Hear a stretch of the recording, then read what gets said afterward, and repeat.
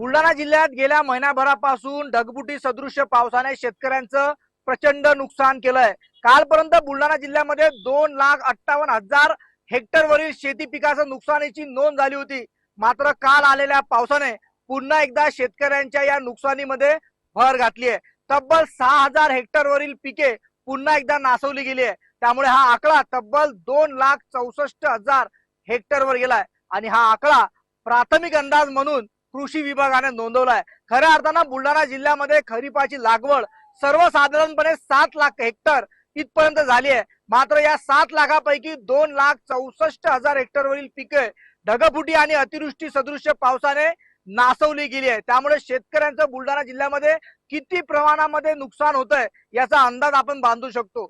सिंदखेड राजा तालुक्यामध्ये झालेल्या पावसानं नदी नाले एक झाले, शेतकऱ्यांच्या शेतातील पिकं जलमय झाली। एवढंच काय तर शेतकऱ्यांच्या शेतातील जमीन देखील पूर्णतः खरडून गेली आहे।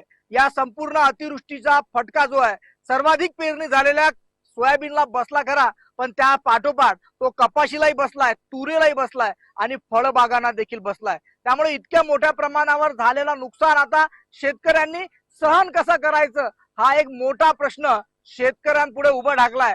खऱ्या अर्थानं सातत्याने शेतकरी या अतिवृष्टीला सामोरं जातोय। अस्मानी संकटाला सामोरं जात असताना सुलतानी संकटांना देखील या शेतकऱ्यांना तोंड द्यावं लागतंय। इतक्या मोठ्या प्रमाणामध्ये शेतकऱ्यांचं नुकसान झाल्यानंतर अनेक ठिकाणी पंचनामे करणारे अधिकारी शेतकऱ्यांच्या बांधावर पोहोचलेले नाहीत।